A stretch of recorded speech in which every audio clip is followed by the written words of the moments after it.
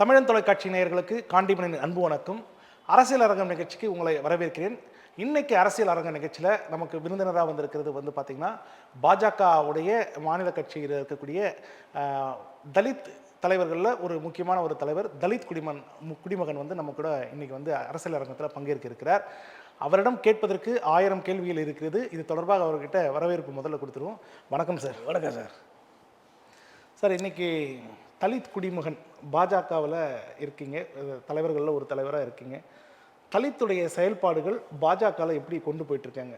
இது கேள்வி ஏன் வைக்கிறேன் அப்படின்னா, தலித் சமூகத்துக்கு மட்டுமே ஆளுமையோடு இருக்கக்கூடிய ஒருத்தர் தமிழ்நாட்டில் இருக்கார் அப்படின்னு பார்த்தோன்னா அண்ணன் திருமாவளவனை தான் சொல்லுவாங்க. அதை தாண்டி தலித் குடிமகன் என்ற பேரில் தலித் மோக்ஷாவில் நீங்கள் பாஜகவில் ட்ராவல் பண்ணுறீங்க. இந்த தலித் சமூகத்தை சார்ந்தவங்க எத்தனை பேர் உள்ளே வருவாங்க? விரும்பி வாக்களிக்கக்கூடிய மக்கள் எவ்வளோ இருப்பாங்க நீங்கள் நினைக்கிறீங்க? நாங்கள் இன்றைக்கு பிஜேபி ஏற்றுக்கிறதுக்கு முதல் காரணமே சார், நம்முடைய மரியாதைக்குரிய மாண்புமிகு பாரத பிரதமர் தன்னுடைய ஆட்சி காலத்தில் தொடர்ந்து 5 ஆண்டுகள் ஒரு எஸ்சி ஜனாதிபதி ராம்நாத் கோவிந்த் அவர்கள், அதுக்கு அடுத்தபடியாக திரௌபதி முர்மு அவர்கள் எஸ்டிஎஸ் பிரிவை சேர்ந்தவர்கள் தொடர்ந்து இது போன்ற எமது மக்களுக்கான உயர் பதவிகளை அமர வைத்து அலங்கரித்து அழகு பார்ப்பதால் இங்கே தமிழ்நாட்டில் இந்த சமுதாயத்தை சேர்ந்த முருகன் மத்திய அமைச்சர், அதனாலேயே நாங்கள்லாம் இன்றைக்கு பாரதிய ஜனதா கட்சியில் இருக்கோம். நீங்கள் இருக்கிறீங்க. மற்றபடி பார்த்தீங்கன்னா தலித் சமூகத்தோட மக்கள் பெரிய அளவில் பாஜகக்குள்ளே வரமாட்டேங்கிறாங்களே, அது என்ன காரணம் சார்? இல்லை, இன்றைக்கி 50% பிஜேபியில் இருக்கிறாங்க. அப்படி இப்போ 50% நீங்கள் அண்ணன் திருமாவளவனுடைய வாக்கு மொத்தத்துமே நீங்கள் பாதி கொண்டு வந்துட்டு? இல்லை இல்லை இல்லை இல்லை, 50% தலித்துகள் இன்றைக்கு பிஜேபியில் இருக்கிறாங்க. நான் போஸ்டிங்கில் இருக்கிறவங்களை பற்றி கேட்க. போஸ்டிங் இல்லை, மெம்பராகவே இருக்காங்க உள்ள 50% தலித்துகள் இன்றைக்கு. எந்த அளவுக்கு நீங்கள் இதை கான்ஃபிடென்ட்டாக சொல்கிறீங்க? இவ்வளோ 50% நீங்கள் வச்சுட்டீங்கன்னா இப்போ எனக்கு எப்படி தோணுச்சோ அதெல்லாம் எல்லா தலித்துக்கும் தோணும்.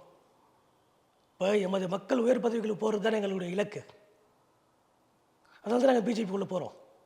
இல்லை, நீங்கள் வந்துட்டீங்க, விஷயம் தெரிஞ்சவங்க வராங்க. பல மக்கள் இன்னைக்கு வரைக்கும் பாஜக அப்படிங்கிறது தலித்துக்களுக்கும் இஸ்லாமியர்களுக்கும் சிறுபான்மையினர்களுக்கும் எதிரான கட்சி அப்படின்ற ஒரு, அது மீடியாக்களால் பரப்பப்படுகிற ஒரு பொய்யான குற்றச்சாட்டு. அது இல்லைன்னா நாங்கள் முன்ன பிஜேபி இன்னைக்கு 3வது முறை நாட்டை ஆள முடியுமா? தொடர்ந்து ஆண்டுகிட்டு இருக்கோம்ல. அங்கே ஓகே சார், சென்ட்ரலுக்கு okay. What about state? Tamil Nadu என்ன சொல்லுது? எங்களுடைய பார்வை மத்தியும் மாநிலத்தை சேர்த்தா இருக்குது, சென்ட்ரலையும் சேர்த்து தான், ஸ்டேட்டும் சேர்த்தா இருக்குது எங்களுடைய பார்வை. அதாவது நாங்கள் பிஜேபிக்குள்ளே அங்கே வைக்கிறோம். நீங்கள் ஓட் ஷேரிங் கூட பார்த்தீங்கன்னா இன்றைக்கு தலித்களின் வாக்கு, இஸ்லாமியர்களின் வாக்கு கூட இன்றைக்கு பிஜேபிக்கு இருக்குது, இல்லாமல் இல்லை. அது ஒரு மாயை. இல்லை, நீங்கள் 50% தலித் மக்கள் பிஜேபியில் இருக்குன்னு நானே ஷாக் ஆகிட்டேன். இது பார்க்குற அண்ணன் திருமாவளவன் என்ன ஷாக் ஆக போகிறேன்? அவர் ஷாக் ஆக மாட்டார், அவருக்கு தெரியும். அவருக்கு 100% தலித்துக்கள் தலைவர் திருமாவளவன் கிடையாது. ஒன்றை நீங்கள் புரிஞ்சுக்கணும். 100% தலித்துக்கள் தலைவர் திருமாவளவன் கிடையாது. அவரே சொல்கிறாரு, அவர் தமிழர்கள் தலைவர் அவரே சொல்கிறார். எழுச்சி தமிழர் அவர், எழுச்சி பறையர் கிடையாது, எழுச்சி தமிழர் அவர். அவர் தன்னை தமிழர்கள் தலைவராக தான் அடையாளப்படுத்துகிறார். ஒட்டுமொத்த தலித்துக்கள் தலைவர் திருமாவளவன் கிடையாது. இல்லை, இப்போ இந்த 50% தலித் மக்கள் பாஜகவில் எந்த ஆண்டுக்குள்ளே இவங்க வந்தவங்க சார்? என்றைக்கு பாரத பிரதமர் மோடி அவர்கள் வெற்றி பெற்றாரோ அந்த ஓட் ஷேரிங்லேருந்தே உள்ள இருக்கிறோம். தலித்துக்களால் தான் அவ்வளோ பெரிய வெற்றியை பெற முடியுது. அதனால தான் தலித்துக்களுக்கு அவரால் செய்ய முடியுது. இல்லை, நீங்கள் சென்ட்ரலை பற்றி பேசிகிட்டு இருக்கீங்க, நான் தமிழ்நாட்டில் இருக்கக்கூடிய தலித் மக்களை பற்றி பேசிகிட்டு இருக்கேன். இந்த தலித் மக்களில் 50% உள்ளே இருக்காங்கன்றது எத்தனை ஆண்டுக்குள்ளே இவ்வளோ இன்க்ரீஸ் ஆச்சுங்கிறேன். இல்லை, அது 2014 2014 இப்போ மத்தியில் ஆட்சி பிடிக்கிற இல்லையா, அது எங்களுடைய வாக்குகள் தான். அதனால தான் தலித்துக்களுக்கு தொடர்ந்து சிறப்பு செய்திருக்கிறது பிஜேபி. தொடர்ந்து 10 ஆண்டுகள் நாங்கள் உயர் பதவியான ஜனாதிபதி பதவி அனுபவிக்கிறோம். என்ன அனுபவிச்சிங்க அப்படி? நீங்கள் 5 வருஷம் பிரசிடென்ட் ஆஃப் இந்தியா எஸ்சிக்கும், அடுத்த 5 வருஷம் எஸ்டிக்கும். ஓகே. இதோ ஒரு அருந்ததியருக்கு இன்றைக்கு அமைச்சர், ஒன்றிய அமைச்சர் முருகன் அவர்களுக்கு தொடர்ந்து ஒருத்தர் கொடுத்துட்டு எல்லாமே மற்றவங்களுக்கெல்லாம் கொடுத்த மாதிரி கணக்கு பிடிக்கிறீங்களா? அப்படி கிடையாது சார். எப்பப்போ யாருக்கு என்னென்ன ஷேரிங் கிடைக்குமோ அது அப்பப்போ அவங்களுக்கு கிடைச்சி தான் தீரும். ஷேரிங் மீன்ஸ் அதான் பதவிகள், பொறுப்புகள் அதற்காக தான் நாங்கள் வந்து பொறுமையாக இருக்கிறோம். நாங்கள் பொறுப்புக்காக போயிட்டு கட்சி உள்ள சேருவதில்லை. எங்கள் பொறுப்புகள் தானாக கிடைக்கும் என்பதற்காக, நம்ம ஆட்களை அழகு பார்க்கிறார்கள் என்பதற்காக தான் நாங்கள் பிஜேபியை தூக்கி பிடிக்கிறோம், பிஜேபிக்கு வாக்களிக்கிறோம், பிஜேபிக்காக ஒர்க் பண்ணுறோம், பிஜேபிக்காக பேசிகிட்டு இருக்கிறோம். இப்போ நீங்கள் பிஜேபியில் இருக்கீங்க. பிஜேபியில் பார்த்தீங்கன்னா நிறைய பிரிவுகள் இருக்குது, அணிகள் இருக்குது. இப்போ அதில் சிறுபான்மையினர் பிரிவுக்கு வந்து பார்த்திங்கன்னா இவர் வேலூர் இப்ராஹிம் இருக்கிறாரு. அவருடைய செயல்பாடுகள் ரொம்ப அக்ரெசிவாக தமிழ்நாடு முழுக்க எல்லா இடத்துக்கும் போகிறாரு, பேசுகிறாரு. சிறுபான்மையினர் மக்களை வந்து கொண்டு வரதுக்கு உண்டான வேலைகளை பார்த்துட்ருக்காங்க. பாஜகவில் வந்து இந்த எஸ்சி மோக்ஷா அப்படிங்கிற ஒரு பிரிவு இருக்குது. அப்படிங்கிறது எல்லாருக்குமே தெரியுமா தெரியாதா? எனக்கே தெரியல, அதை தான் கேட்குறேன் நான். சரி, அது எல்லோருக்கும் தெரிஞ்ச விஷயந்தான். எஸ்சி பிரிவு இருப்பது எல்லோருக்கும் தெரியும் தான். பட் வந்து இளம் வயது தம்பிகள் வந்து ஆக்டிவாக செயல்பட முடியல அவங்களால.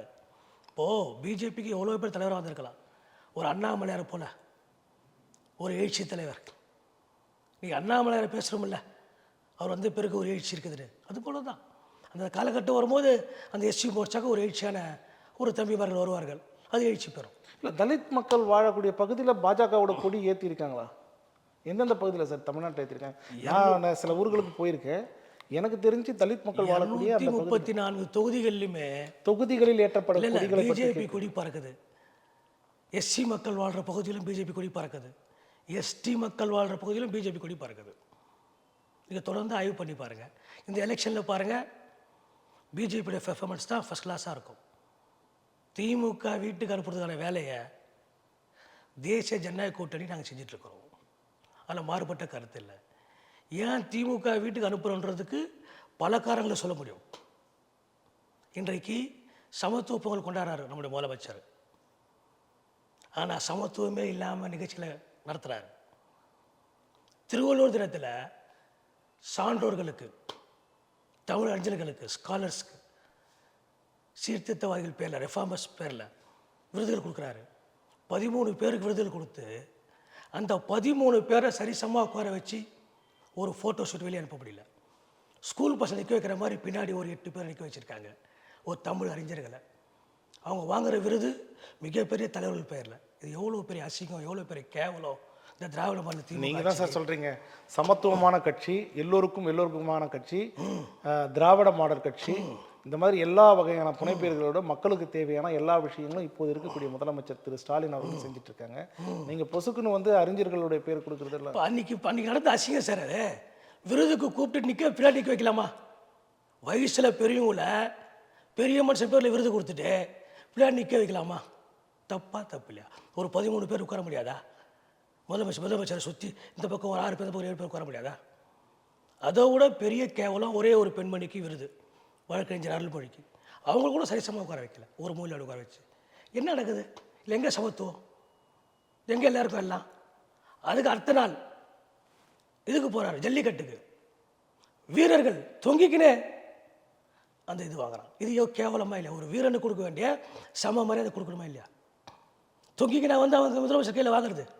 நீங்கள் சம மரியாதை எப்படி கொடுக்கணும்னு எதிர்பார்க்குறீங்க? வீரரை கூப்பிட்டு நேரடியாக நிற்க வச்சு பக்கத்தில் கொடுக்கணும் சார்.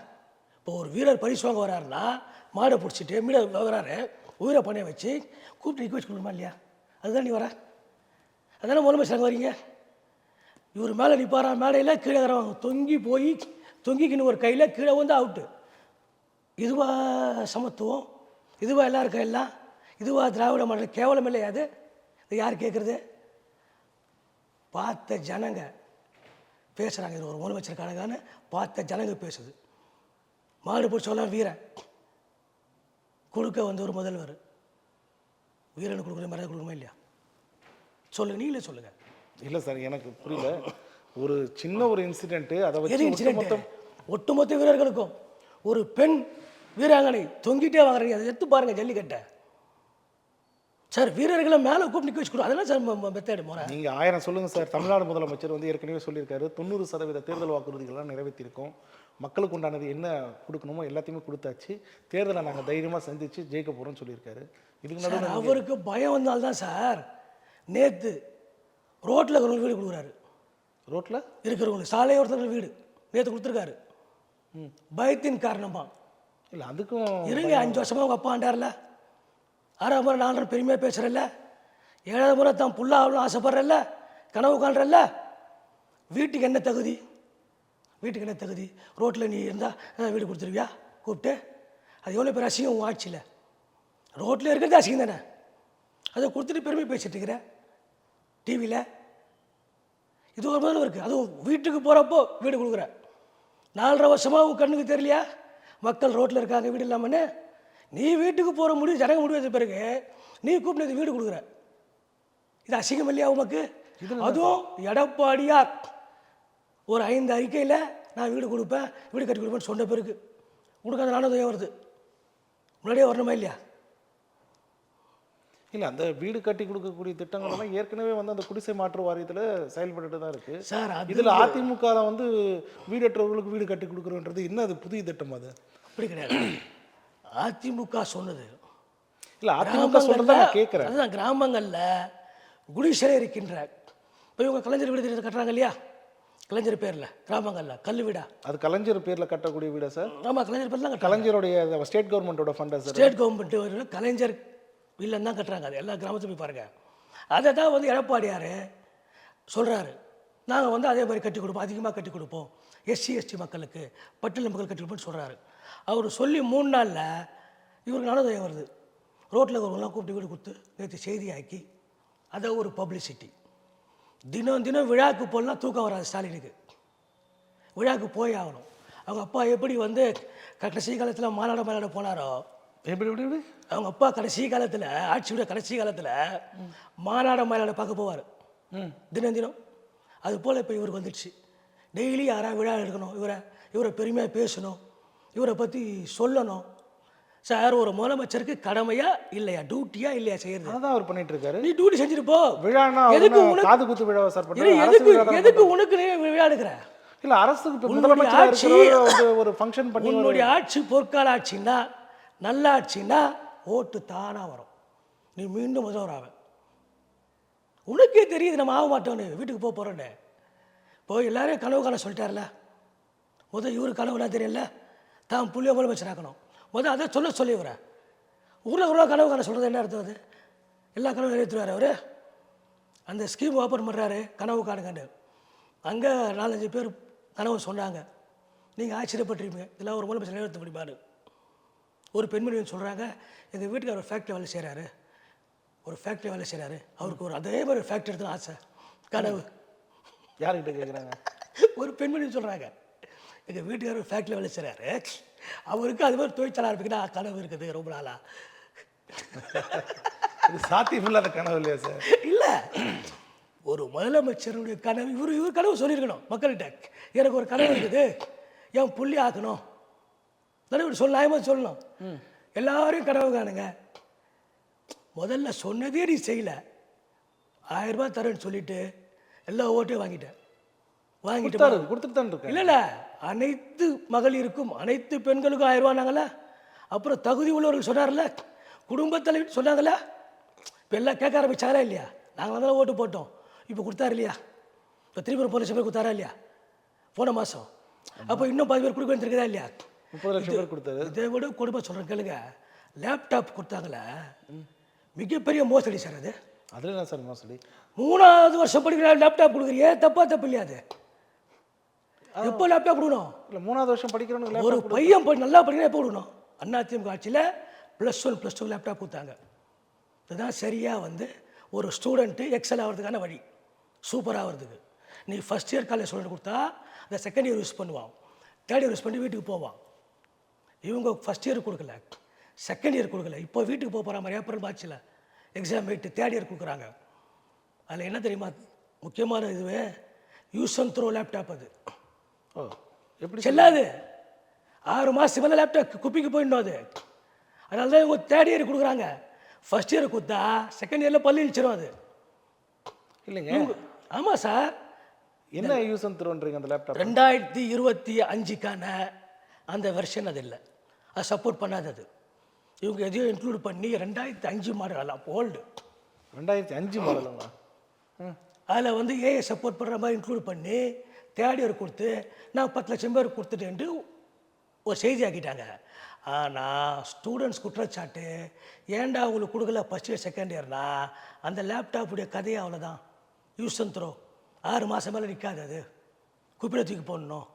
நாங்கள் வந்து பள்ளி இழிச்சிரும் வெளியே சொல்லிடுவோம், எங்களுக்கு கொடுத்தா செகண்ட் இயருக்கு வந்து சப்போர்ட் பண்ணாது, அடுத்த தேர்ட் இயருக்கு யூஸ் பண்ண 3 வருஷம் கூட தாங்காதுன்றதுக்காக இந்த ஸ்கீமு. எவ்வளோ பெரிய அநியாயம் இது. இதை யார் கேட்பா? இல்லை நீங்கள் தான் சொல்கிறீங்க. ஏற்கனவே வந்து லேப்டாப்பில் வந்து சார் நியாயமாக யார் சார் கொடுக்கணும்? நியாயமாக யார் கொடுக்கணும்? எந்த 1000 ரூபாய் சார்? ஃபஸ்ட் இயர் தானே கொடுக்கணும். லேப்டாப் யார் கொடுக்கணும்? நீங்கள் சொல்லுங்கள். சரி, ஃபஸ்ட் இயர் கொடுக்கலாம், இந்த +1 +2 கொடுக்கலாம். +1 +2 கொடுக்க வேணாம், அது அண்ணா திமுக கொடுத்தாங்க. நீங்கள் ஃபஸ்ட் இயர்லேருந்து கொடுங்க. இந்த வருஷம் நீங்கள் ஃபஸ்ட் இயர் கொடுத்தா செகண்ட் இயர் தேர்ட் இயர் போய் சீக்க போகிறான். தேர்ட் இயர் கொடுத்து வீட்டுக்கு அமிச்சிட்டேன். ஃபஸ்ட் இயர் செகண்ட் இயர் கொடுக்கல. தேர்ட் இயருக்கு ஏன் பர்டிகுலராக கொடுத்தாங்க சார்? இதுதான் சொல்கிறேனே, யூஸ் அண்ட் த்ரோ. அது இல்லை 6 மாதம் நிற்காது. இல்லை, என் பார்வையில் வேறு மாதிரி தெரியுது. சொல்லுங்கள். காலேஜ் முடிச்சுட்டு வெளியே வந்தோன்னா ஓட்டு போடுவேன் இல்லையா? அப்படி கிடையாது. அதில் ஹெச்பி நல்ல ஐட்டம், ஓவராலுக்கு சப்போர்ட் பண்ணும். ஒரு வருஷம் தாங்கன்னு வச்சுங்க. அந்த ஏசர் ஒரு கம்பெனி கொடுத்தாங்க, அது 6 மாதம் கூட தாங்காது. அது இன்டெல் பரவாயில்ல, ஓவராலுக்கு 2-3 கம்பெனியில் 2 கம்பெனி 1 வருஷம் தாங்கும். அது இன்னொன்று வந்து 6 மாதம் கூட தாங்காது. அதுதான் அதோடைய. பசங்க சொல்கிறாங்க, ஸ்டூடெண்ட் சொல்கிறாங்க, நீங்கள் போய் கேட்டு பாருங்கள். ஏன்பா அவங்களாம் கொடுக்கல, உங்களுக்கு கொடுத்தாங்க ஏன் பாரு கேட்டு பாருங்கள். நீங்கள் மீடியாக்காரங்க போய் கேளுங்க. இல்லை, உங்கள் பாஜக கட்சி வந்து இது ஒரு ஆய்வு பண்ணி அறிக்கை வெளியிடலாம் சார். இப்போ எலெக்ஷனில் நாங்கள் தெரு தெருவாக கொண்டு போகிறோமோ இல்லை, லேப்டாப் வாங்கணும்னு சொல்ல போகிறான். தெரு தெருவா 10 லட்சம் பேர் லேப்டாப் வாங்கிறான்ல, அவன் சொல்ல போகிறான். இன்னொரு 10 லட்சம் பேர் கொடுக்க போகிறான்ல, அவன் சொல்ல போகிறான். லேப்டாப் என்ன பொய்ஸில் இருக்குது, அது என்ன மெத்தடில் இருக்குதுன்னு சொல்ல போகிறான். அவன் சொல்ல போகிறான். அவனே அதை ப்ரொபகண்டா பண்ண போகிறான்.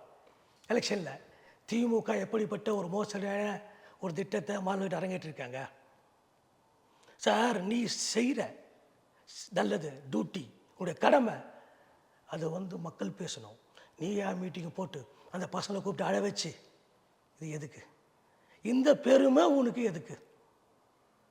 நீ நான் புது முதலமைச்சரா? எடப்பாடி பழனிசாமியா? 5 முறை உங்கள் அப்பா ஆண்டுகிறாரில்ல, 6ஆம் முறை நீ ஆண்டுகிறல்ல, 7ஆம் முறை புள்ள அண்ணா ஆசைப்படுறல்ல, எதுக்கு பெருமை உனக்கு? நல்லதை கொடுத்துட்டு போ. மக்கள் பேசிட்டேன் சார். நீயா மீட்டிங் போட்டு அந்த பசங்களுக்கு சடை விட்ற மேடை ஏற்றி ஒருத்தருக்கு செஞ்சுட்டு 1000 பேர் செஞ்ச மாதிரியா பில்டப் பண்ணுறது? இது பில்டப் மாடல் இல்லையா? அது திராவிட மாடல். அது இல்லை, இது எப்படி நீங்கள் பில்டப்? ஒரு சார் கவர்மெண்ட் எதுக்கு சார்? இல்லை சார், ஒரு கவர்மெண்ட் வந்து ஒரு ஸ்கீம் கொண்டு வருது, லேப்டாப் கொடுக்கணும் சார். நீங்கள் என்ன பண்ணுறீங்களே, நீங்கள் என்ன பண்ணுறீங்களோ அது செய்தியாக டிவியில் போடுங்க. உங்கள் டிவி இருக்குது, எல்லா டிவியில் போடுங்க, பத்திரிகையில் போடுங்க, இல்லைன்னா தேட்டரில் போடுங்க, மக்கள் பார்த்துட்டு போவோம். எதுக்கு விழா எடுத்து அந்த பெனிஃபிஷரியை, அந்த பயனாளியை பேச விட்டு அழ வச்சு பப்ளிக் முன்னாடி எதுக்கு நீ வந்து சீன் கிரியேட் பண்ணுறீங்கன்னு கேட்குறேன். அது எப்படி சார்? ஒருத்தருடைய தேவைகள் என்னன்றது முதலமைச்சர் ஒருத்தர் செஞ்சுட்டு நீ மேலே ஏற்றி அழ வைப்பியா கேட்குறேன். இது ஒரு முதலமைச்சர் நியாயமா? அது இது ஒரு முதலமைச்சர் நியாயமானு கேட்குறேன். உனக்கு ஃபோட்டோ தானே போட்டுக்கிறோம், டியூட்டியில் உனக்கு கடமை இல்லையா? செய்ய வேண்டிய ஒரு தலையெழுத்து இல்லையா? செஞ்சுட்டு போ. அது எதுக்கு நீ வந்து ப்ரொபகண்டா பண்ணுற டிவியில்? அது நீங்கள் ப்ரொபகண்டாவை ஏன் பார்க்குறீங்க சார்? அழ வைக்க எதுக்கு அழ வைக்கிற சார்? அவனோட இமோஷனல் அளவு செய்தி நீ வந்து தேட்டரில் போடுங்க. சரி சார், முதலமைச்சரை எதிர்பார்க்கலாம் அவன் அழுவான்னு சொல்லிட்டு. யாரு? அந்த பையன் அழுவான்னு சொல்லிட்டு அவனுடைய மனசுக்குள்ளே இருக்கிறது சொல்லி சார். ஒரு ப்ரோக்ராமும் நீங்கள் பாருங்கள் சார். இதுக்காக சார் டைம் வேஸ்ட் பண்ணிக்கிறது ஒரு முதலமைச்சர்.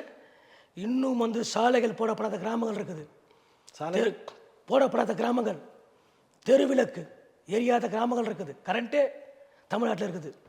இன்னும் வந்து பள்ளிக்கூடங்கள், கட்டிடங்கள் இல்லாத பள்ளிக்கூடங்கள் இருக்குது. அதே மாதிரி கூட இன்னொன்று இருக்குது சார், இந்த பிரதான் மந்திரி கிராம சாலை இணைப்பு திட்டமும் போடப்படாமல் இருக்குது. அதை பற்றி சொல்ல வேண்டியது இல்லை, அதெல்லாம் ஃபண்டு கொடுத்துருக்குறோம். ஃபண்டு கொடுத்துருக்கீங்க, அதை வந்து இவங்க தான் ஒரு நீங்கள் தான் சொன்னீங்க கிராமப்புற சாலைகள் சார். நாங்கள் கிராமப்புற சாலை எலிஜிபிலிட்டி வந்து நாங்கள் எல்லா ஃபண்டும் கொடுத்துருக்குறோம் சார். இவங்க சரியாக பண்ணுறதில்லை சார். எல்லா ஃபண்டும் எங்கள் SC ST ஃபண்டே தூக்கி மற்ற ஸ்கீமுக்கு போடுறாங்க. ஸ்பெஷல் காமர்ஸ் சிறப்பு ஃபண்டு வரதுக்குள்ள அனல் பண்ணுறாங்க சென்ட்ரல் கவர்மெண்ட்டில். எங்களுக்கு SC ST டெவலப்மெண்ட் இருக்குது, 10,000 கோடி இது வரைக்கும். ஆமாம், ஒரு பட்ஜெட்லேயும் இது வரைக்கும் எங்களுக்கு பண்ணியிருந்தா நீ நாங்கள் வந்து 1 லட்சம் பேர் கோடி சொன்னாந்துருப்போம். இப்போ புதுசாக கொண்டு வந்தார்ல, 1 கோடி ரூபா கொடுப்பேன் SCக்குன்னு. 100 பேருக்கு 1 கோடி ரூபாய் கொடுப்பாரு. போன வருஷம் சொல்லியிருந்தாரு, கொடுத்துக்கிறேன்னு சொல்லிடுறாரு. அந்த எத்தனை பேர் கோடி சொன்னாயிருக்கிறான், 90 பேர் ஆகிக்கிறான். சொல்ல வர விளையாடி கூட சொல்லுங்கள். அதுக்கு நீங்கள் திமுக கட்சியில் இருக்கணும் சார். திமுக தான் பெனிஃபிட் வந்து உட்காந்துக்கிட்டு சார். நாங்கள் போய் கேட்கல, நாங்கள் போய் அப்ளை பண்ணல சார். இன்றைக்கு எங்களுடைய ஃபண்டை ஒழுங்காக தமிழ்நாடு அரசு பண்ணியிருந்தா, அவங்க அப்பா பண்ணியிருந்தா, சமத்துவபுரங்களுக்கு பணத்தை செலவு பண்ணாமல் இருந்திருந்தா, அவங்க அப்பா சொல்கிறேன், மறைந்த கலைஞர் கருணாநிதி சொல்கிறேன், செலவு பண்ணாமல் இருந்திருந்தா இன்றைக்கி 1,00,000 பேர் நாங்கள் கோடி சொன்னாந்துருப்போம் எஸ்சிக்கள். இது சொல்கிறது யாரு? சார் 1,00,000 பேர் கோட்டி சொல்கிறாங்க இருப்பீங்கன்றீங்க. நாங்கள் சொல்கிறோம் அந்த சமத்துவபுரம் வந்து தேவையில்லைன்றீங்க.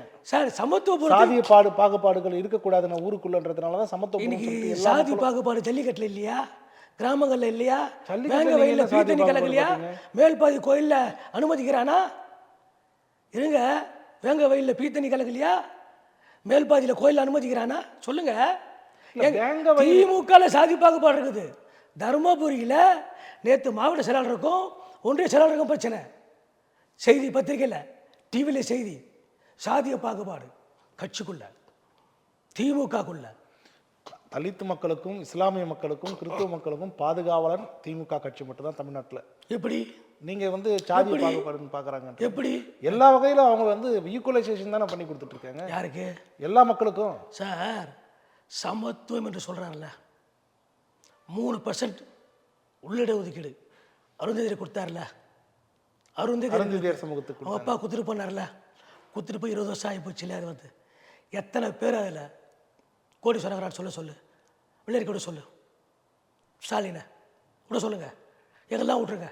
அவர் ஏன் கேட்குறீங்க? அந்த அவர் தாங்க செய்யணும். அந்த சமூகத்தை சார்ந்த தலைவர் வந்து திருமாவளவன் அண்ணா இருக்காரு, அவருக்கு பட்டியல். அருந்ததியர்களுக்கு 3% உள்ளொதுக்கீடு கொடுத்து உயர்த்துறேன்னு சொன்ன நீ இன்னைக்கு கல்வி வேலை வாய்ப்புல உயர்த்த முடியல. கல்வியில் அவங்க வந்து இப்போ மெடிக்கல் போகிறாங்க, மெடிக்கலுக்கு அது யூஸ் ஆகுது. ஓகே. ஆனால் சரியாக ஃபில் பண்ண வேண்டிய பின்னடைவு பண்ணிக்கிட்டாங்களே, பேக்லாக் வேக்கன்சிஸ் எங்களுக்கு வர வேண்டியதை அவங்களுக்கு ஃபில் பண்ணுறது. எஸ்சிக்கு பண்ண வேண்டியதை எஸ்சிஏக்கே பண்ண வேண்டியது, எஸ்சிக்கு பண்ணுறதில்ல. எஸ்சிஏன்னா எப்படி? எஸ்சிஏன்னா எஸ்சி அருந்ததியார். ஓகே. எஸ்சிலேருந்து பிரித்தாங்க இல்லையா? ஆமாம். இப்போ எங்களுக்கு 18% ரிசர்வேஷன் இருக்குது எஸ்சிக்கு. ஓகே. அதில் வந்து 3% பிரித்து கொடுத்தாங்க, எஸ்சிஏ கொடுத்தாச்சு. இப்போது ஃபில்அப் பண்ணோம்னா எஸ்சிஏ ஃபில்அப் பண்ணுறதில்ல, எல்லாமே முன்னுரிமை அடிப்படையில் எஸ்சிஏ அவங்களுக்கு ஃபில்அப் பண்ணுறாங்க. ரைட்டு பண்ணிட்டு போ. எவ்வளோ பேரை முன்னேற்றிருக்க சொல்லு, என்ன ஸ்பெஷல் பண்ணியிருக்க சொல்லு. ஒற்றுமையாக இருந்த இந்த சமூகத்தை ஓடிச்சிட்டேன். அவங்க அப்பா ஒற்றுமையாக இந்த சமூகத்தை கூறு போட்டார். இன்றைக்கு பல்லர் பறையர் அருந்ததியர் 3 சமூகம் பிரிஞ்சு கிடக்கு சார் இன்னைக்கு.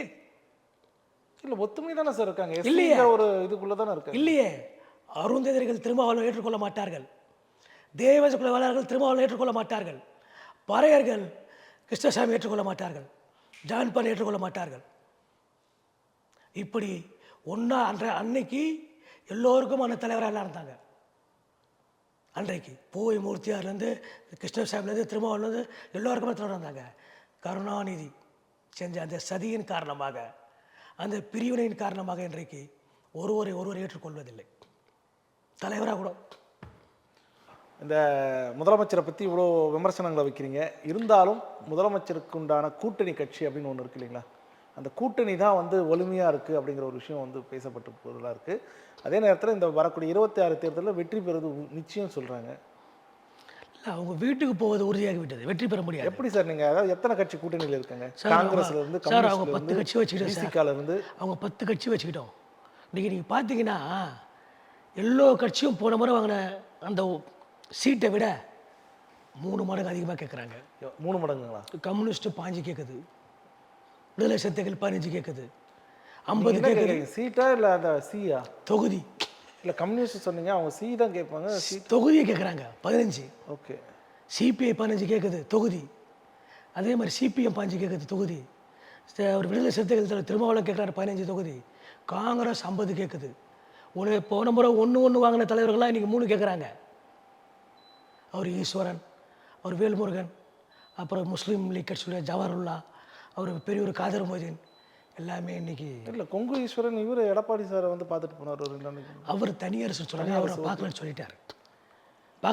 அங்கே மினிஸ்டர் பார்க்க போனாரா, இறங்கினாரா, எதிரில் இவர் வீடு இருக்கு இல்லையா, எடப்பாடி வீட்டுக்கு எதிரில் அமைச்சர் பார்க்க போனாரா, மீடியா இருக்கவே பேசிக்கிறாங்க, அக்கா கிட்ட பேசிக்கிறாங்க, அதை அப்படியே செய்தி ஆக்கியிருக்காங்க. அவரை பார்க்கலன்னு சொல்லிட்டாரு. அதிகாரப்பூர்வமாக ஃபோட்டோ வெளியே வரல. ஓகே ஓகே, அதிகாரப்பூர்வமாக வரல. ஸோ 26 தேர்தல் வந்து திமுகவுக்கு வந்து வெற்றி வாய்ப்பு இல்லை. திமுக வீட்டுக்கு போகுது சார், வீட்டுக்கு போகுது. பிஜேபி அண்ணா திமுக கூட்டணி ஆட்சி அமைக்க. எப்படி பிஜேபி அதிமுக கூட்டணி ஆட்சி இல்ல, அமைக்குது. மறுபடியும் சொல்லுங்க. தேசிய ஜனநாயக கூட்டணி ஆட்சி அமைக்குது. இல்லை, தமிழ்நாட்டில் எலெக்ஷன் கண்டக்ட் பண்ணிட்டு பிஜேபி அதிமுக அதிமுக பிஜேபி தானே வரணும் அது. ஆமாம் சார், தேசிய ஜனநாயக கூட்டணி. அதான் சார், அதிமுக பாஜக வருமா? ஆமாம், தேசிய ஜனநாயக கூட்டணி மொத்தமாக. இல்லை, நீங்கள் பிஜேபி அதிமுக சார் நாங்கள் பிஜேபி தானே பிஜேபி முன்னாடி சொல்கிறோம். இல்லை அதிமுக பிஜேபின்னு வச்சிங்க, மொத்தத்தில் தேசிய ஜனநாயக கூட்டணி ஆட்சி அமைக்குது சார். திமுக வீட்டுக்கு போகுது இந்த முறை. அவர் எல்லாரும் கனவு காண சொன்னார்ல, அவருக்கு அண்ணன் கனவு பழிக்காது. அவருக்கு அவர் கனவு காணுறாருல டெய்லி தான் புள்ள சிஎம் ஆகணும்னு, அதுவே பழிக்காது அவருக்கு. சொன்னாருங்களா சார் உங்ககிட்ட? அவர் கனவு என்ன? இல்லை, அவங்க பையனை அவர் கனவு என்ன? இல்லை, அவங்க பையனை சிஎம். ஆமாம், அவர் கனவு என்ன? எங்கேயாவது சொன்னார் சார்? நீங்கள் பாருங்க, அப்பாவை புள்ள வாழ்த்துறது, புள்ளைய அப்பா வாழ்த்துறது. அது நீங்க அப்பா புள்ள ஏன் பாக்குறீங்க? ஒரு முதலமைச்சர் துணை முதலமைச்சர் தான். தங்கச்சி அண்ணன் வாழ்த்துறது, அண்ணனை தங்கச்சி வாழ்த்துறது. எல்லோ கூட்டங்களிலும் அவங்க கூட்டங்கள்ல இதான் நடக்குது. நீங்க அப்பா புள்ள அப்படிங்கிறது அது வீடு. தங்கச்சி வேற. தங்கச்சி வந்து அதை மேல அவங்க டெல்லியை பார்த்து இந்த மகளிர் மாநாட்டில் மகளிர் மாநாடு நடத்துறாங்க.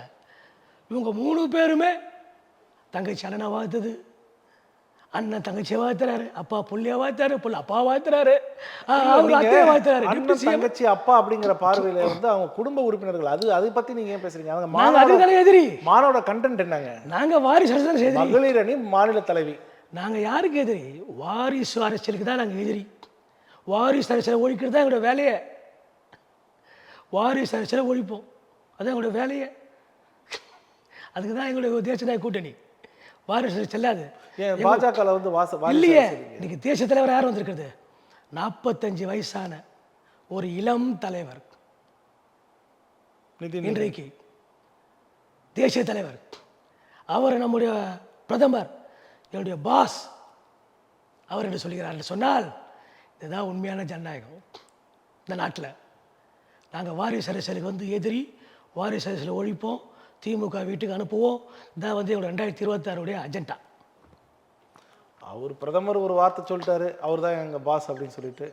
அதுவும் நீங்கள் பிரபகண்டாக்காகவே அவரை 45 வயசில் தேடி பிடிச்சி வச்சுருப்பீங்க. இல்லை இல்லை, வரலாறு இருக்குது. 5 முறை அவங்க அப்பா ஒரு 4 முறை எம்எல்ஏ, இவர் ஒரு 4 முறை அமைஞ்சு 5 முறை எம்எல்ஏ. ஒரு பாரம்பரியம் இருக்குது சார் வெற்றியில். சாதாரணமாக கூட்ட உட்கார வச்சில்ல, பாரம்பரியமாக மக்கள் செல்வாக்கு இருக்குது. தொடர்ந்து சட்டமன்ற உறுப்பினர் ஆகிறாங்க. ஜேபி நட்டா இருக்கும்போது கூட பிரதமர் இந்த மாதிரி பேசுனதில்லை. அது ஒரு தேசிய தலைவரை இந்த அளவுக்கு புகழ்ந்து பேசுனதில்லை. எங்கேயும் அவர் ஒதுக்கப்பட்டவராக இருந்தார். திடீர்னு இவரை கொண்டு வந்து வச்சுட்டு எம்ஆர்ஆ பாஸ் அப்படின்னு சொல்லிட்டாங்கன்னா எப்படிங்க அது? இல்லை சார், தமிழ்நாட்டு பிஜேபிக்கு அண்ணாமலையார் வந்தார் இல்லையா, ஒரு வரவு, புது வரவு. அது போல தான் தேசிக்கு புது வரவுன்னு சொல்கிறீங்க, ஓரம் கட்டி வச்சிருக்கீங்க. இல்லையே எங்கே சார்? ஒரு டைம் போஸ்டிங் இல்லை, ஒரு டைம் ஒன்று இருக்குல்ல. என்ன டைமுங்க சார்? எல்லா வேலை செய்யணும் வந்து ஓரமாக இருக்கிறது. 3 வருஷம் ஒரு பதவிக்கான காலகட்டம். அவர் 3 வருஷத்தை முடிச்சிட்டாரு. எக்ஸ்டென்ஷன்ல இருந்தார். ஓகே, எக்ஸ்டென்ஷன்ல இருந்தார். இப்போ பாருங்க, இந்த எலெக்ஷன்ல அவர் தான் வந்து பிளேயரு. நீங்க கவலைப்படுறீங்க பாருங்க, என்ன பிளேயர் பிரச்சாரத்தில் பாருங்க. ஆமாம் சார், அது வந்து 2 கட்சி பிரியும் போது அவர் பேசுனதெல்லாம் நீங்க கேட்டிருப்பீங்க சார். நேற்று டிடிவி வந்துட்டாரா? சொல்லவே இல்லையா? அவர் தான் அரசியல்ல டிடிவி பேரே சொல்லலையே. யார் முதலமைச்சர்னு கேட்டா பேர் சொல்லு. அரசியல்ல எது நடக்கும்? எது சார் நடக்கும்? எது எல்லாமே நடக்கும். இல்லை, எது நடக்கும்? எல்லாமே நடக்கும் சார். நீங்கள் நினைக்காத நடக்கும், நம்ம பேசாத நடக்கும், நம்ம சொல்லாத நடக்கும். நடக்காது எது நினைக்கிறோமோ நடக்கும். கஷ்டப்பட்டு 3 வருஷம் வளர்த்து மேலே கொண்டு வந்தா தலைவர் பதவியிலேருந்து எடுத்துவிட்டு அவருக்கு எந்த போஸ்டிங் கொடுக்காம ஓரம் வைக்கிறதா நடக்கும். இல்லை இல்லை இல்லை, இன்றைக்கும் அண்ணாமலையார் அவருக்கு உரிய மரியாதை பிஜேபியில் இருக்குது சார். அவர் அண்ணாமலை யார் இல்லைங்க, அண்ணாமலை தான். இல்லை, எங்களுக்கு அண்ணாமலையார் உடனே கடவுளுக்கு எங்களுக்கு வந்து எழுச்சி தலைவர் அவர். எங்களுக்கு அண்ணாமலையார் சார். எழுச்சி தமிழர், புரட்சி தொல் திருமாவளவன் சார். எழுச்சி தமிழர் தொல் திருமாவளவன், புரட்சி தமிழர் எடப்பாடியார். எங்களுக்கு எழுச்சி தலைவர் அண்ணாமலையார். அண்ணாமலைன்னு சொல்ல மாட்டாங்க, அண்ணாமலையார் தான். ஆமா சார். அன்னைக்கு வந்து காங்கிரஸ்ல வாழப்பாடி ராமமூர்த்தி தெரிஞ்ச ஒரே ஒரு அண்ணாமலையார் திருவண்ணாமலை சார். அன்னைக்கு வந்து சார் காங்கிரஸ்ல வாழப்பாடி ராமமூர்த்தியார அவர் காலகட்டத்தில் வாழப்பாடியார் கூப்பிட்டாங்களா இல்லையா? வாழப்பாடியார், இந்த எடப்பாடியார் கூப்பிட்றாங்களா இல்லையா? அது மாதிரி தானே அண்ணாமலையார். அதான் ஓரம் கட்டி வச்சிருக்கீங்க. இல்லை இல்லை இல்லை இல்லை, என்ன போஸ்டிங் கொடுக்க போறாங்க அவருக்கு சார்? பொறுத்திருந்து பாருங்க சார், நாங்கெல்லாம் வெயிட் பண்றோம். பொறுத்து பார்த்துட்டு சார். எனக்கு ஒரு வருஷம் கிட்ட ஆக போகுது சார். கரெக்டு. வர ஏப்ரல் வந்தால் 1 இயர் ஆக போகுது. ஆ போன ஏப்ரல் 11 வந்து புது தலைவர் வந்தார், நம்ம நயினார் நாகேந்திரன். ஆமாம், அதுதான் இந்த ஏப்ரல் வந்துச்சுன்னா 1 இயர் முடிஞ்சது. 1 இயர் முடிஞ்சதுக்கப்புறம் கண்டினியூ அப்படியே வந்து இல்லை ஆட்சி அமைச்சர் மாதிரி இல்லைங்க.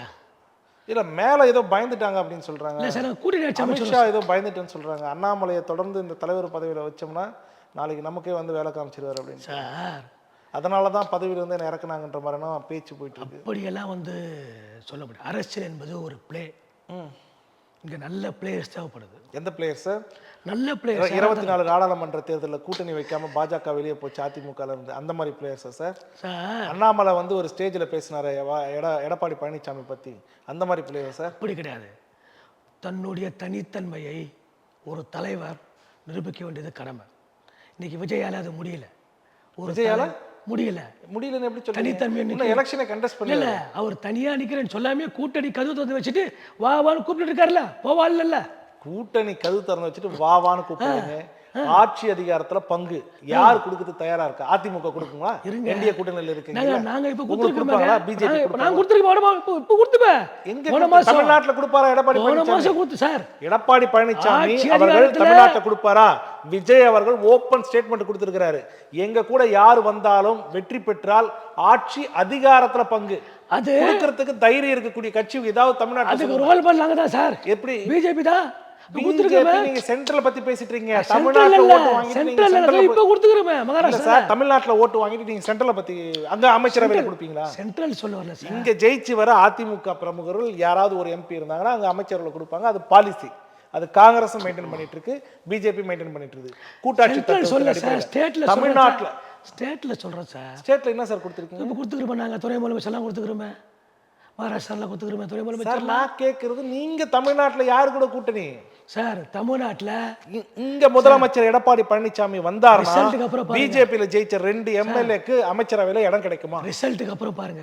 இங்க வந்து கொடுப்பாங்களா? 2 துணை முதலமைச்சர் உருவாகும் பாருங்க. 2 துணை முதலமைச்சர். ஆமா, ரிசல்ட்டுக்கு அப்புறம் பாருங்க சார். இல்லையா அவர் பிரச்சாரம் பண்றது வந்து அதிமுக தான் ஆட்சி அமைக்கும்னு சொல்றாரு. போ பாருங்க சார். சார் நீங்க அவரு இபிஎஸ் உடைய அந்த கொள்கையே உடைக்கிறீங்க, டேமேஜ் பண்றீங்க. டிடிவி இப்பதானே பாத்துக்கிறீங்க. இப்ப டிடிவி வந்திருக்காருல உள்ள. போ பாருங்க சார். டிடிவி வந்து என்டிஏல தான் வந்திருக்காரு. அதான் பாருங்க. அதிமுக கூட்டணியில பாருங்கன்ற. அதிமுக கூட்டணியில வந்திருக்காரு அவரு. டெப்டி 2 சிஎம் இருக்கு சார். ஒரு சிஎம் 2 சிஎம் சார் 2026 கவர்மெண்ட்ல பாருங்க சார். தேசிய ஜனநாயக கூட்டணி ஆட்சியில் யாருக்கு சார்? தேசிய ஜனநாயக கூட்டணி ஆட்சியில். கூட்டணி ஆட்சியில் யாருக்கு? பாஜக ஒன்று. அது ஆமா, தலைமை முடிவு பண்ணும். பாஜக ஒன்று கொடுத்துருவாங்க. ஸோ அந்த சந்தோஷத்துல இறங்கி வேலை பார்ப்பீங்க. ஆமா சார். அவர் பல தடவை எல்லா மீட்டிங்ல சொல்லிட்டு இருக்காரு. யாரு? பாஜகவோட கூட்டணியுடன் அதிமுக ஆட்சி அமைக்கிட்டு. நீங்க பொசுக்குன்னு 2 டெபுட்டி சிஎம் எல்லாம் இருக்கு அப்படின்றீங்க. டெபுட்டி சிஎம் வந்து உங்களுக்கு கொடுப்பாங்களா இல்ல கட்சியில இருக்கிறவங்க? சார் எடப்பாடி என்ன சொன்னாரு? என்ன சொன்னாரு? டிடிவியை சேர்க்க மாட்டேன்னு சொன்னாரு. கட்சியில சேர்க்க மாட்டாங்க. கட்சியில சேர்க்க மாட்டாங்க. நேற்று கூட்டணியில வந்த உடனே வரவேற்க சொன்னாரா இல்லையா சார்? எடப்பாடி சார் சொன்னது அதிமுகவில் டிடிவி தினகரனுக்கும் சசிகலாக்கும் ஓபிஎஸ்க்கும் இடம் இல்லைன்னு சொன்னாரு. டிடிவி தினகரன் ஆல்ரெடி ஒரு கட்சியை வச்சிட்டு இருக்காரு. அம்மா மக்கள் முன்னேற்ற கழகம் வச்சிருக்காரு. ஒரு கட்சியோட தலைவர் அவரை சேர்க்க மாட்டேன்னு சொல்லலையே சார். டிடிவி தினகரன் ஒரு கட்சியுடைய தலைவர் சிம்பல் வச்சிருக்காரு, தனி கொடி வச்சிருக்காரு. ஓபிஎஸ்க்கு இவருக்கு கிடையாது, ஓபிஎஸ்க்கு அது கிடையாது. புரியுதா? ஆனா நேற்று வந்த உடனே வந்து இபிஎஸ் என்ன சொல்றாரு? மகிழ்ச்சி வரவேற்கிறார். அவரை யாரை கூப்பிட்டார் சொல்லுங்க? அம்மா மக்கள் முன்னேற்ற கழகத்தின் தலைவர் டிடிவி தினகரன் என்டிஏ கூட்டணியில் வந்ததற்கு மகிழ்ச்சி, அவரை வரவேற்கிறோம்.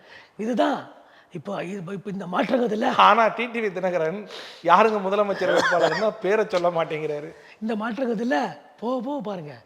ஒரு சிஎம் கீழே 2 டெப்டி சிஎம் கம்பல்சரி உண்டு. நீங்க சொல்றது பார்த்தா டிடிவி தினகரன் டெப்டி சிஎம் கொடுப்பாங்க போல இருக்கு சார். வாங்கி கொடுக்க தான் டீலா சார். எக்ஸாம் ரிசல்ட் பொறுத்த வரைக்கும் தான் பாரு, இந்த மாதிரி எலெக்ஷன் ரிசல்ட் பொறுத்த வரைக்கும் தான். அது என்ன சார் 210 தொகுதியில் ஜெயிப்புன்னு சொல்லி ஒரு பிரச்சாரம் பண்ணிக்கிட்டு இருக்காங்க என்டிஏ. சார் 200 வெல்வோன்னு சொல்லி ஸ்டாலின் சொல்றாருல்ல. ஆமா, அவர் சொல்றாருல்ல. அது பார்த்தா அது மாதிரி அதாவது ஆப்கி பார் 400 மோடி சர்க்கார். அதே மாதிரி தான் கடைசியில் பார்த்தா கூட்டணி இல்லாமல் சென்ட்ரலில் ஆட்சி வச்சு நம்பிக்கை தானே சார் வாழ்க்கை. சார் எலெக்ஷனுக்கு ஒருத்தரும் தான் ஜெயிக்கணும் தான் நினைப்பாங்க எல்லாரும். ஆமாம், நம்பிக்கை தானே வாழ்க்கை. ஆனால் தோல்வி உறுதி, வெற்றி ஒருத்தர் தானே. 10 பேர் 100 பேர் வெற்றி ஒருத்தர் தானே. ஆனால் இருந்தாலும் 100 பேரும் நிற்கிறவன் என்ன சொல்கிறான்? ஸோ உங்களுக்கு எப்படி சென்ட்ரல் அமைஞ்சதோ அதே மாதிரி வந்து ஸ்டேட்டுக்கு வந்து ஒரு சூழ்நிலை உருவாக்குங்க. கண்டிப்பாக. எந்த மாதிரி நான் கேட்குறேன் புரியுதுங்களா? தெரியுது. அதே மெஜாரிட்டி இல்லாமல் கூட்டணி கிடையாது உங்க பிஜேபிக்கு எங்க சார் கூட்டணி இல்லை மெஜாரிட்டி? சார். நீங்கள் பிஜேபி இன்னும் புரிஞ்சுக்கல சார். இண்டிவிஜுவல் இல்லையே சார் உங்களது. நீங்கள் பிஜேபி இன்னும் புரிஞ்சுக்கல. அதுக்கு முன்னே செகண்ட் டைம் வந்தப்போ 303 மெஜாரிட்டி, 353 முதல் டைமில் 303. இந்த டைமில் என்ன ஆச்சு உங்களுக்கு? பிஜேபி நீங்கள் இன்னும் அந்த மாதிரி தமிழ்நாட்டில் அதிமுகவுக்கு மெஜாரிட்டி வேணும்னா பாஜக வந்தால் மட்டும்தான் முடியுன்ற மாதிரி. பிஜேபி நீங்கள் வந்து இன்னும் சரியாக புரிஞ்சிக்கல கட்சியை. பிஜேபி கட்சியை நீங்கள் இன்னும் சரியாக புரிஞ்சிக்கல. எப்படி சார் அந்த ஏக்நாத் ஷிண்டே மாற்ற இல்லை அப்படி இல்லை. 400 சொன்னோம்ல, அது அடுத்த தேர்தலில் 400 கம்பல்சரி இருக்கும். எழுதி வச்சுங்க. ஓ, அடுத்த தேர்தல் அதாவது 29 தேர்தலுக்காக நீங்கள் 24 அது பிரச்சாரத்தை பண்ணிட்டீங்க. 400 கம்பல்சரி இருக்கும். இதான் பிஜேபி. பிஜேபி நீங்கள் இன்னும் புரிஞ்சிக்கல. புரியுதுங்களா? நீங்க நினைக்கலாம் நான் புரிஞ்சிக்கல நான் எனக்கு புரிஞ்சுது சார். சார் இந்த மகாராஷ்டிராவில் வந்து ஏக்நாத் ஷிண்டேன்னு ஒரு அரசியலை புரிஞ்சுக்கிட்டேன் சார். இல்லை நீங்கள் நினைக்கலாம் சந்திரபாபு நாயுடு அவர்களை நம்பி நிதிஷ்குமார் நம்பி நாங்கள் கூட நீங்கள் நினைக்கலாம். அதானே நடந்துட்டு இருக்கு. ஆனால் அவங்க 2 பேர் இல்லைன்னா போச்சு ஆச்சு. அவங்க 2 பேர் மேலே இருக்கிறாங்க இன்னைக்கு சிஎம்மா. அது புரிஞ்சுக்க கிவ் அண்ட் டேக் பாலிசி அதை கொடுத்து வாங்கிக்கிற மாதிரி. அதை புரிஞ்சுக்க. அவங்க 2 பேருமே நீ சிஎம்மா இருக்கிறாங்கன்னா காரணம் நாங்கள் தான். நீங்கள் புரிஞ்சுக்கல அரசியல் சரியா? நான் புரிஞ்சுக்கிட்டது மகாராஷ்டிரா ஏக்நாத் ஷிண்டே கொடுத்த அரசியலே போதும் சார். அருமையாக பண்ணீங்க பாருங்க. கட்சியே பிடிங்க கொடுத்துட்டீங்க. இப்போ டோட்டலாக மேயர் அடிக்கிறோம்ல, ஃபுல்லாக கார்பரேஷன் ஃபுல்லாக அடிச்சிட்டோம்ல. இப்போ மேயர் எப்படி அடிச்சிங்க? கார்பரேஷன் ஃபுல்லாக அடிக்கிறோம்ல இன்னைக்கு. அதாவது சிவசேனா கட்சி கூட கூட்டணி வச்சுங்க. ஆனால் மேயர் எலெக்ஷனில் சிவசேனாவை விட அதிகமான தொகுதியில் போட்டிட்டீங்க. ஐ திங்க் 129 இன்னும் போட்டிட்டீங்க. அவங்க வந்து 69 போட்டிட்டு 29 ஜெயிச்சிருக்காங்க. நீங்கள் 89 பிடிச்சிருக்கீங்க. கூட்டணி யார் கூட போனீங்க? சிவசேனா கூட போனீங்க. அவனை கீழே இறக்கிட்டு இப்போ மேலே போய் இல்லையே. அவங்களாம் இப்போ ஒன்றாயிட்டாங்களே. பிரிஞ்சு போனவங்கலாம் அவங்க ஒன்றாயிட்டாங்க. சிவசேனா 3 ஆச்சுல. ஆமாம், ஒன்றாயிட்டாங்க. அவங்க பண்ண அரசியல் அது. நீங்கள் பண்ண அரசியல் இருந்து 3 பிரிஞ்சுங்க. இப்போ எல்லாம் ஒன்றாயிட்டாங்க. பவார் எல்லாம் ஒன்றாயிட்டாங்களே. இல்லை, அது இந்தியா கூட்டணியில் தானே இருக்கு. அவங்க 2 ஆமாம் சார். இப்போ அவங்க 3 பேர் பிரிஞ்சு தான் தத்தினா இருந்தாங்க சார். கட்சி தாக்கரே பால் தாக்கரே கட்சி 3 ஒழிஞ்சதில்ல. இப்போ 3 பேர் ஒன்றாயிட்டாங்க. கை கொடுத்துட்டாங்க. ஏக்நாத் ஷிண்டே அவர் இல்லை. அதுதான் கேட்குறேன். அவர் கிடையாது. அவர் எங்கால் இல்லை. நீங்கள் உருவாக்கப்பட்ட ஆள். அது அவர் எப்படி போகிறாங்க? இல்லை, அந்த மாதிரி அரசியல் எதுவும் தமிழ்நாட்டில் பண்ணுற ஐடியா இருக்கு? இங்கே வந்து தில்லுமுள்ளு திமுக ஆட்சி, திராவிட மாடல் அரசு. அது ரெகுலராக திட்டிக்கிட்டு இருக்கீங்க. காலையில் டிவி ஆன் பண்ணால் நைட்டு போய் தூங்குற வரைக்கும் இதை மட்டும்தான் பிஜேபி அதிமுகவும் பேசிக்கிட்டு இருக்கு. ஆனால் முழு நேர அரசியலில் இப்போ இருக்கக்கூடிய முதலமைச்சர் மக்களுக்கு தேவையான எல்லா நலத்திட்டங்களையும் கொண்டு போய் சேர்த்துக்கிட்டு இருக்காரு. ஒவ்வொன்றும் சரியான முறையில் ஒவ்வொரு குடும்பத்தை போய் சேர்ற அளவுக்கு. கார்பரேஷனில் சென்னை கார்பரேஷன் ஒரு கேவலமான வேலையை செஞ்சுட்டு இருக்கிறாங்க. என்ன சார்? கொசுவை ஒழிக்கிறேன்னு கொசு வலையை எடுத்து கட் பண்ணி அந்த காவா இருக்குது பாருங்க, காவா மூடிக்குள்ளே போட்டு காவா மூடுறான். கொசுவை ஒழிக்க முடியலன்னு சொல்லிட்டு கொசு வலை கட் பண்ணி போட்டு காவா முடிக்குது பாருங்க. இந்த ட்ரெயின் வாட்டர், ஸ்டாம் வாட்டர், அந்த இது இந்த மகளிர் சேகரிப்புலாம் இருக்குது பாருங்க சார் ரோட்டில். சரிங்க. அதை எடுத்து கொசு வலையை போட்டு அதை மூடுறாங்க. கொசு அந்த வழியாக வருது இல்லையா? எப்படி கொசு வருதுன்னு முக்கியமா, கொசுவை ஒழிக்கிறது முக்கியமா? உள்ள கொசு உருவாகுமா இல்லையா? இல்ல டெம்பர் வரைக்கும் அது சொல்யூஷன் கொடுக்க முடியும். அதுனா 10 வருஷத்துக்கு அப்படியே அந்த கொசு ஸ்ட்ராங்கா இருக்கு போதா சார்? கொசு ஒழிக்க சார், நம்ம போகும்போது அடிபட்டுச்சு, நம்ம ஹாஸ்பிட்டலுக்கு போய் ட்ரீட்மெண்ட் பண்றதுக்குள்ள டெம்பரரி ஒரு ட்ரீட்மெண்ட் இருக்குமா? கொசுவை ஒழிக்கிறதுக்கு மெடிசன் இருக்குது, ஸ்ட்ராங் மெடிசன்ஸ்லாம் இருக்குது. அதெல்லாம் போடாம இந்த இவர் செல்லூர் ராஜ் தண்ணியில் இது போட்டார்ல, இது வைகை டேம்ல. உங்க கூட்டணியில் இருக்காங்களா அந்த அதிமுக செல்லூர் ராஜுங்களா? ஓகே சொல்லுங்க. தெர்மாக்கோல் போட்டார்ல தண்ணி ஆவியாகாம இருக்கிறதுக்கு. அது மாதிரி ஒரு ஸ்கீம். இல்ல, அந்த ஸ்கீமை நீங்க தப்பா நினைச்சிட்டு இருக்கீங்களா சார்? அந்த ஸ்கீமை சரியா போடல. அதை நீங்க அக்செப்ட் இல்ல, சயின்ஸ் பிரகாரம் அதை அக்செப்ட் சரியா பண்ணல. வெளிநாடுகள்ல இன்னைக்கு சில விஷயங்கள் பண்ணிட்டு இருக்காங்க ஆவியாகாம இருக்கு சார். அதை எப்படி பண்ணுமோ அந்த மாதிரி பண்ணல. அது வந்து நம்ம சூரிய தகடு போடுறோம்ல, டிஸ்டன்ஸ் பண்ணி ஒட்டக்கூடாது தரையில், அது மாதிரி ஒரு டிஸ்டன்ஸில் போட்டுக்கணும். அந்த செட்டிங்கில் மெதக விட்டா என்ன ஆயிடுச்சு, எல்லாம் பறந்துடுச்சு. இப்போ இவங்க என்ன பண்ணிக்கிறாங்கன்னா, நம்ம சென்னை கார்பரேஷனில் கொசுவை ஒழிக்க முடியாது, ஆனால் கொசுவை நாங்கள் மூடி வைக்கிறோன்னு சொல்லிட்டு கொசு வலையை கட் பண்ணி ஸ்கொயராக போட்டு மூடி வச்சுக்கிறாங்க. அதுதான் விளக்கம் கொடுத்துருந்தாங்க. இது எவ்வளோ பெரிய ஆபத்து எனக்கு, இது எவ்வளோ பெரிய ஆபத்து. அது மட்டும் இல்லாமல் கார்பரேஷனில் ரோடு போடுற ஒர்க்கு, பிரிட்ஜ் ஒர்க்கு பண்ண பல கான்ட்ராக்டர்ஸுக்கு 700 சில்லற கோடி இன்ன வரைக்கும் பில் பாஸ் பண்ணாமல் அமௌண்ட் கொடுக்காம இருக்கிறாங்க சென்னை கார்பரேஷனில். அதோடைய ஒப்பந்ததாரர் தலைவர் ராமாராவ் கோர்ட்டுக்கு போய் அவர் 30 லட்ச ரூபா அவர் வர வேண்டிய வட்டி காசு கேட்டு வாங்கியிருக்காரு. அது ஒன்றும் கொடுக்காம இருக்கிறாங்க. ஆர்டர் வாங்கியிருக்காரு, இன்ட்ரெஸ்ட் ஆச்சு கொடுங்க அவங்களுக்கு கொடுக்கணும் பேமெண்ட்டுக்குன்னு. அப்போ எப்படி சார் ஒர்க் நடக்கும்? ப்ராசஸ் வந்து as usual sir only announcement sir, no payment sir. நல்லா இருக்கு டைலாக். ஆமாம், ஒன்லி அனௌன்ஸ்மெண்ட்டு, நோ பேமெண்ட்டு. இப்போ நீங்கள் ஒன்றும் இல்லை, ஸ்டாலின் எல்லாம் சொல்கிறாருல்ல அனௌன்ஸ்மெண்ட்டு, அவ்வளோதான் முடிஞ்சு போச்சு, நோ பேமெண்ட்டு. அது ஒரு 2 நாள் கழிச்சு பார்க்க ஆள் இல்லாத, அந்த ஸ்கீமை போய் பார்க்குறதுக்கோ அது திரும்பி எப்படி இருக்குன்னு சொல்கிறதுக்கோ ஆள் கிடையாது. காலை உணவு திட்டம் சிறப்பான முறையில் செயல்பட்டு இருக்கு. உங்களுடன் ஸ்டாலினும் நல்லா அருமையான முறையில் கொண்டு போனாங்க. அப்புறம் வந்து அந்த உங்களில் முதல்வனும் என்ன ஒரு முதல்வன் திட்டம், நான் முதல்வன் திட்டம், அதுவும் அருமையாக பண்ணிட்டு இருக்காங்க. அப்புறம் இந்த அரசு பள்ளி மாணவர்களுக்கு உண்டான ஒரு திட்டத்தை ஒன்று பண்ணியிருக்காங்க. அதில் ரொம்ப சிறப்பாக மாணவர்களுடைய படிப்பும் எஜுகேஷனும் இன்க்ரீஸ் ஆகிருக்கு. இவ்வளோ திட்டங்களை நல்லா போயிட்டுருக்கு. நீங்கள் ஒன்லி அனௌன்ஸ்மெண்ட்டு நோ பேமெண்ட்டுன்னு சொன்னீங்கன்னா ஆமாம், சரி எடுத்து பாருங்கள். நான் உண்மை தான் சொல்கிறேன், பேமெண்ட்டு கொடுக்க முடியாமல் இருக்குது. இப்போ இன்றைக்கி கூட நிறையா ஸ்கீம் போகிறாரு. 365 கோடி 565 கோடியில் அவங்க அப்பா பேரில் வந்து ஒரு ஓஎம்ஆரில் மிகப்பெரிய ட்ரேட் சென்டர் மாதிரி, இன்டர்நேஷ்னல் ட்ரேட் சென்டர். ஆமாம், அந்த பேருந்து அதே மாதிரி ஒரு 9 நதி நீர்களை வந்து நம்ம சென்னை குடிநீருக்காக அதுக்கு ஒரு 366 கோடி ஃபுல்லாக சென்ட்ரலைஸ் பண்ணி தண்ணி இது பண்ணுறதுக்கு எல்லாம் போடுறாங்க. பேமெண்ட்டு சரியாக ரிலீஸ் ஆனால் தான் சார் ஒர்க் பண்ண முடியும். ஒர்க் பண்ணதில்லை, கான்ட்ராக்டர்ஸ்லாம் அவஸ்தப்படுறான். இன்றைக்கி 98 நாளாவது எதுக்குங்க இந்த இவங்க ஸ்ட்ரைக் பண்ணி சம வேலைக்கு சம ஊதியம். ஆமாம், அவங்க வந்து ஒரு 30 நாளாக போகுது. 28 நாள் 29 நாள் ஆயிடுச்சு. 27 நாள் 28 நாள் ஆகி போச்சு. சம வேலைக்கு சம ஊதியம். ஒரு மாதத்தில் 30 நாளில் ஒரு நாள் கூட அவங்களை கூப்பிட்டு பேச போல வச்சிருக்கு. என்ன இல்லை, போய் பார்க்க என்ன இல்லை. எத்தனை பேர் இருக்காங்க சார் சம வேலைக்கு? கிட்டத்தட்ட ஒரு தினம் ஒரு 4 இடங்கள் 1000 பேர் 2000 பேர் 3000 பேர் ஒன்றா உட்காந்துக்கிறாங்க. அரெஸ்ட் ஆகிறாங்க. அவங்கள போலீஸ் கூப்பிட்டு போகுது. கிளாம்பாக்கத்தில் வருது, கோயம்பேட்டில் வருது, பஸ் ஏறி போய் சொல்லுது. இல்லை, 12,000 பேருக்காக நான் வந்து பேச்சுவார்த்தை நடத்தோம்னா இருக்கிற 1.5 கோடி மக்களுக்கு 1.5 கோடி வாக்காளர்களோட வாக்கு வாங்குறதுக்கு நான் வேலை பார்ப்பேன். அப்படி கிடையாது. இல்லை, நான் கேட்குறேன், 12,000 பேர் எனக்கு முக்கியமா, 1.5 கோடி வாக்காளர்கள் எனக்கு முக்கியமா? டீச்சிங் ஸ்டாஃபில், அதுக்கு டீச்சிங் ஸ்டாஃபில் ஒரு அக்ரிமெண்ட் போட்டு நீங்கள் வேலைக்கு வந்தீங்க, ஞாபகம் இருக்குங்களா? ஆமாம் சார். அந்த அக்ரிமெண்ட்டில் என்ன போட்டிங்களோ அதுக்கு தகுந்த மாதிரி சரி, அந்த சம்பளத்தில் ஒரு குடும்பம் நடத்த முடியுமா? முதலமைச்சர் தெரியுமா? முதலமைச்சருக்கு அது தெரிஞ்சதுனால தான் இந்த ஸ்கீமே கொடுத்துருக்காங்க. முதலமைச்சர் வேட்டி சேலை கொடுத்தாருல பொங்கலுக்கு, ஆமாங்க, அது யாரா கட்ட முடியுமா? சொல்லுங்க. தப்பு. இந்த முதலமைச்சர் கட்டுவாரா? சொல்லுங்க. டோருக்கு பாருங்க, சொல்லுங்க. அவர் கட்டின்னு போவாரா? அவர் கட்டி பொங்கல் கொண்டு வரா? சொல்லுங்க. அமைச்சர் கட்டி கொண்டு வராங்களா? எம்எல்ஏ எம்பிஸ் ஐஏஎஸ் ஐபிஎஸ் கொண்டு சொல்லுங்க. அப்போ இந்த மக்களுக்கு அப்படிங்கிறது ஏழை மக்களுக்கு இருங்க. என்னங்க ஏழை மக்கள் நல்லது கொடுக்க மாட்டியா நீ? ஏழை மக்களுக்கு நல்லது கொடுக்க மாட்டியான்னு கேட்குறேன். எதுக்கு அந்த மாதிரி ஒரு கேவலமான வேட்டி சேலை கொடுக்குற நீ கட்டுவியா? சொல்லு. கட்டி பொங்கல் கொண்டாடியா சொல்லு. அந்த வேட்டி சேலையை முதலமைச்சர் துணைவேரம் கட்டி பொங்கல் கொண்டாடலாம் சொல்லு. தினம் கட்டுவாங்க, நாங்கள் ஏற்றுக்கிறோம். என்ன ஒரு பாகுபாடு இல்லை, என்ன சமத்துவம்? இதுதான் எல்லாருக்கும் இல்லாமா? தப்பு இல்லை.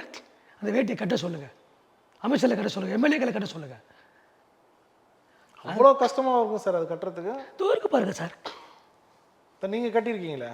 உங்களுக்காக கட்டி வந்தேன், காட்டுறதுக்காக. ஓ, காட்டுறதுக்காக கட்டிட்டு வந்திருக்கீங்க. ஆமாம், அழகாக தானே சார் இருக்குது. இல்லையே, துவைச்சு பாருங்க குஞ்சிச்சுக்காக. ஓ, தோக்கியில் ஒன்றா வாங்கினதுலேருந்து பதில் ஃபஸ்ட்டு கட்டுறோம். ஓ, இது ஷோக்கு வந்து நீங்கள் போட்டு காட்டணும். ஆமாம், உங்களுக்கு இதை காட்டுறதுக்காக.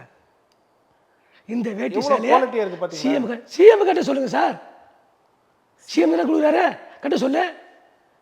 கதர் அன்னைக்கு உங்க என்டிஏ முதலமைச்சர் வந்தா கட்டுவாரா சார்? இல்ல கட்டி இருக்காரா? இல்ல சார், அந்த 4 இருங்க. இன்னைக்கு எம்எல்ஏக்கள் எம்பிக்கள் கட்டக்கூடிய வேஷ்டி அது ஒரு 1000 ரூபாய் இருக்கட்டும், இல்லை 500 ரூபாய் இருக்கட்டும், ஒரு நல்ல ஒயிட் வேஷ்டி 4 இடத்துக்கு கட்டின்னு போகிற மாதிரி கொடுக்கணுமா இல்லையா? சொல்லுங்க. இல்லை அடுத்த பொங்கல் வரைக்கும் வரணுமா இல்லையா? சொல்லு. 4 இடத்துல ஒரு இடத்துக்கு கட்டிட்டு வந்துட்டீங்க. அதான் சார், 3 இடத்துல நிற்கணுமே. துவைச்சாக்கா கந்தல் இது சுருங்கிடும், தண்ணி பட்டா சுருங்கிடும். இருக்காது. இந்த ஃபர்ஸ்ட் இருக்கிற அந்த லுக்கு இருக்காது. இது எல்லாமே யூஸ் வந்துடும். நான் பொங்கலுக்கு தானே கொடுத்தேன் உங்களுக்கு. அடிமட்டம் கட்டா போதுமா? பொங்கலுக்கு தானே கொடுத்தேன். அடிமட்டம் கட்டா போதுமா? பொங்கலுக்கு கட்டினீங்கல்ல. இது நியாயமா? இல்லை இது நியாயமா? இல்லை, நியாயமா அடுக்குமான்னு கேள்வி கேட்டேன்.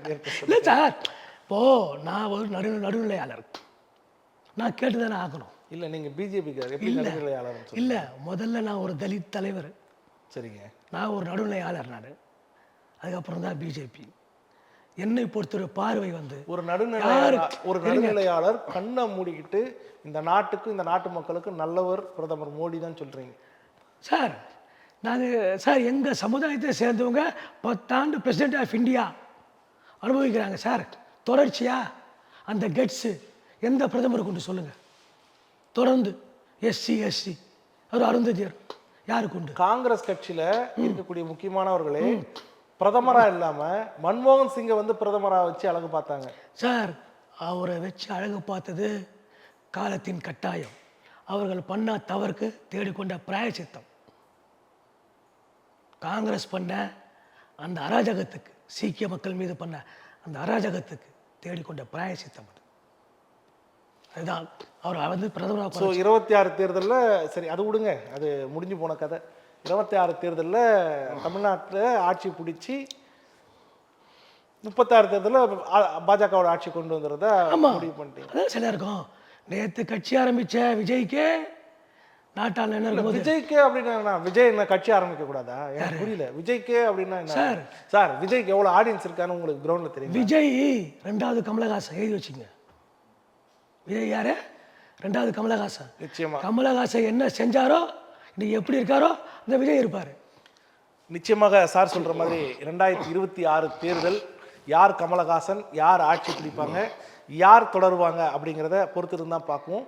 அரசியல் அரங்கத்தை இது வரைக்கும் பார்த்துருந்த நேயர்களுக்கு தமிழன் தொலைக்காட்சி சார்பாக நன்றியை தெரிவிச்சுக்கிறோம். அதே நேரத்தில் அரங்கத்துக்கு வந்து தங்களுடைய கருத்துக்களை பதிவு செய்த தலித் குடிமகன் அவர்களுக்கும் நன்றியை தெரிவிச்சுங்க. நன்றி சார். நன்றி சார்.